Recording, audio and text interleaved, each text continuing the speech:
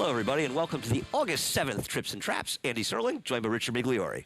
And another beautiful day here at the spa, and a lot of things to talk about. Of course, as always, turf takes up most of the conversation. Yeah, I like the mix of races we have this week because we've got turf, we've got dirt, we've got two-year-olds, we've got trips, and we've got traps. And I think we have some differences of opinion and some race to talk about that did generate some discussion during the week, starting out with the last race, the 10th race on July 30th, which was last Thursday. Now, this was a maiden race going 1 mile on the inner turf, and we want to talk about two horses, one with a very blatant trip, the 8 Cato, and the one, a first-time starter, Throckmorton, who had a less obvious trip and maybe the one you want out of this race. Well, and the thing I want you to keep an eye on with the one, Throckmorton, is how much Manny Franco's trying to motivate him to stay in the race. And being a first-time starter, he has no clue why he's there. He figures it out by the time they get through the middle of the first turn, though, Andy. Yeah, no, the one who has no clue is Throckmorton. I think Manny Franco definitely knows where he is. Just kidding you. Yeah, you see Throckmorton's back. He's down on the rail. And he just isn't doing any running early whatsoever. You're going to very quickly see him take himself into the race, get way in front of Cato. Now, Cato has that obvious trouble in the stretch, and legitimate trouble. The problem is that Throckmorton's a first-time starter figuring out the game. Cato's had many starts, and he doesn't seem to be figuring it out, and he's the kind of horse, Richie, makes his rider look bad.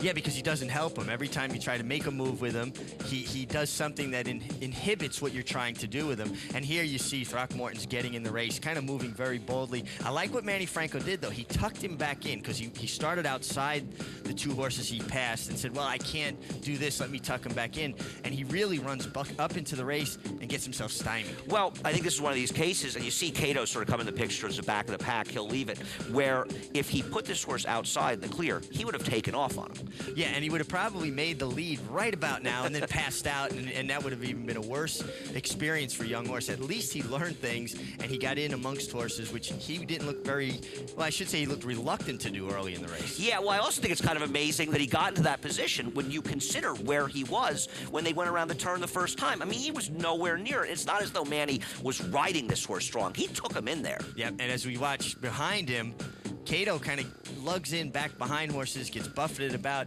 and right when Throckmorton steadied, he kind of came back in Cato's face, affected him.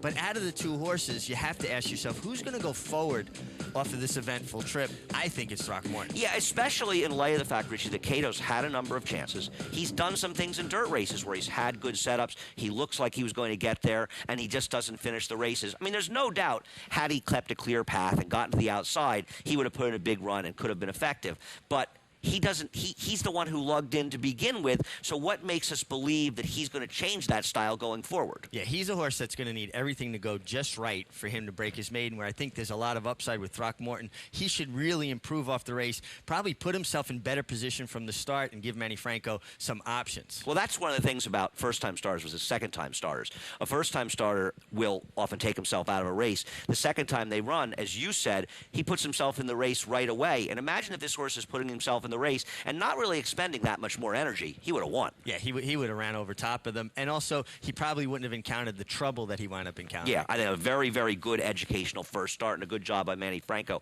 as well. Speaking of first-time starters, well, we had a race with the typical Saratoga maiden race with mostly firsters, two that ran that finished first and third. We want to talk about the second finisher, Royal Sun, though I think, and I think you agree, Richie, all four of the first finishers are promising two-year-olds. Well, I think this is just another very good two-year-old race in Saratoga, and we've seen a number of them this year. I think we've probably this year more than any other year. I'm impressed on a whole with the crop of two-year-olds, fillies and colts. Royal Sun breaks from the rail. Johnny Velazquez has to get after him to put him in the race. He's a young horse. Let me get his mind going forward, and the rail basically forces his hand. Yeah, I mean, imagine this race if he had drawn an outside post and he had been allowed to let others dictate how the race was being run instead of being the one who's forced to dictate. And I really, it's obviously not Johnny's fault. It's the fault of the draw here. It doesn't matter, though. It's a first-time starter. This horse will have plenty of time to get his act together and get the right post, and he's going to be a good one. When you can see here, Johnny's all out on him. He's asking him for everything, and he's losing position. He's just been passed by two horses. He's on the rail. 99 out of 100 two-year-olds, it's over at this point for him. No, Richie, I was shocked when he was putting himself back in the game because, like you said, I said, well, this Fletcher horse is done. This is a person that's going to plummet through the field. Not that he couldn't have run better. He's coming back on horses, and it's also a situation, if you look at the charts, all the horses that were effective besides him were horses that made big runs from behind. Yeah, he was in the fight. He was in the fray. Now he's down inside, not the most comfortable position for a young horse, and he keeps on fighting, and then the horse with all the momentum from the hot Graham Motion barn storms down the middle of the track and runs him down. Yeah, and I mean, I think that Graham is high on Pride of Stride, who won. I know Evolution, a second-time starter. He's a horse that benefited greatly from his debut for Mike Mariana. And Waging War, this was the second choice of Firster for Al Stall that they were high on. So these were horses that they're good connections, that liked their horses, that ran well. But Royal Sun ran the best of all of them. He did run the best of all. Waging War, though, is a horse that I also would really, really be interested in next time out because I thought he learned a lot, got the kick back in his face, was in between horses. I think he had maybe in some ways a better learning experience. And the interesting thing is these were the two first-time starters, the horse you mentioned as well as Royal Sun. The horse that ran first and third had the benefit of his start, and that one start made them much better racehorses. And it's interesting to watch the two-year-olds evolve. Yeah, well, think about it. It's like a kid that's learning a particular game. Even though they've worked out in the mornings, they've never actually done it in competition. It's a huge advantage having that one start. And that's why you see them improve dramatically from one start to the next. The next race is the 8th race on August 3rd. This is a race that generated a lot of discussion on Twitter. Was talking about this. In my opinion, Cheyenne Nation ran a much better race than Cage Fighter, the 4-5 shot. A lot of people seem to think a bump in the stretch is what cost Cage Fighter a deserved win. I don't agree. Of the two, I thought Cheyenne Nation ran the best race, but it's not even clear that any of these horses ran the best race of all. No, and I think we might even have the same opinion here. I just think if you look at the positions going to the first turn, Joel Rosario can't get any cover with the eventual winner, Cheyenne Nation, or very little cover, I should say. Where Javier Castellano, he found that pocket trip that you covet on the turf. No, I mean, Javier's ride here is absolutely sensational. I mean, this is a thing of beauty. He gets from the outside to the inside, right down in the pocket. And as you said with Joel, because Javier's horse had a little bit more tactical speed. Joel's horse is a big lumbering type that basically Joel earned his money here. He had to ride this horse the entire way. And he does something key in the stretch that we'll talk about when we get to it. You can see Javier's horse a little bit keen at this point, but on the turf, it's not that big a deal. If you're steadying along on the dirt, horses lose a lot. On the turf, you'll see a horse steady along forever and still find a turn of foot. Yeah, and this horse, he's got a little more natural speed, too, than Cheyenne Nation, even though Cheyenne Nation is actually right outside of him and actually in front of him, despite being 3 to 4 wide the entire way around the track. Joel is actually riding him. Javier's doing the opposite. He's actually holding his horse back a little bit. And I think part of that's a function of saving ground. You're not having to work as hard as the horses outside because they are losing ground. Right. Cheyenne Nation went 49 feet farther in this race than Cage Fighter, and that's something that just can't be ignored. Joel's riding him. Now Javier's waiting for room, but when he finds any kind of seam he gets through, we'll show the head-on as he was bumped by Cozy Kitten. Well, you see Javier's looking for room now, and as the eventual third-place finisher drifts over a little bit, it kind of presents a gap between the eventual winner, Cheyenne Nation, and Cozy Kitten.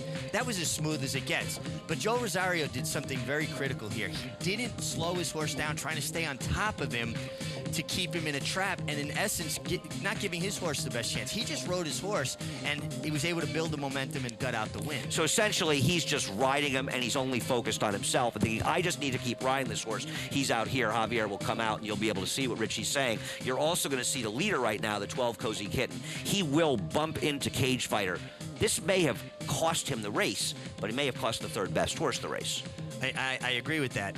But again, I go back to what Joel did, and I know as a rider, and you see Taylor Rice going left-handed. Wasn't Joel's horse affected by that bump as well? He was affected, not as much, but he was affected. So. But I can speak from experience. If I was in the position Joel was in, my first reaction would have been to grab my horse and keep on top of Javier to keep him in the trap. And then I would have never caught the leader. So, because honestly, just your instinct takes over. That's what he basically avoided that temptation and allowed his horse to keep going forward, keep his momentum, and that's what made him win the race. Now we've talked about the winner and the second place finisher. I think the third place finisher might have been the best horse. I agree, but why don't you tell us why?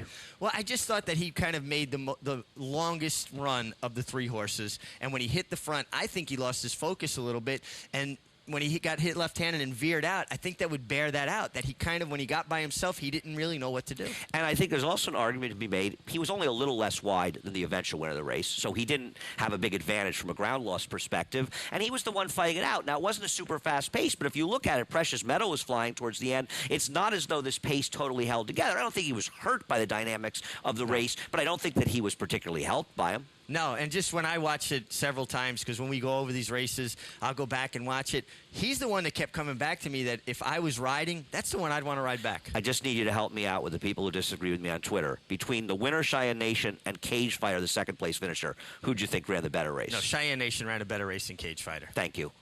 Thank you. I appreciate that. It's always good to have a jockey occasionally agree with me as we go to our last race on the show. The last race we're going to look at is a horse, Mineral Water. I think this is a very good example, and I still think that Mineral Water, there's a variation where he could have won the race, but I think I overrated the trouble he had, and it's something we do when we're frustrated that we bet a horse that could have won the race. And one of the problems with Mineral Water, who was a first-time gelding, was I think he was a little sharper than he normally is coming off the layoff, and he put himself too much in the race, and it caused his rider, Manny Franco, to get in a tough spot, not necessarily through a fault of his own. And it was a very tough spot going to the turn. When you're caught in between and you really can't go forward because you have one in front of you, so you can't get any momentum to hold the ground, and now you're caught a half a length in between. You're between a rock and a hard place, and he has to come out of the spot. And yes, it did cost him some. I just question if he had a lot of run late.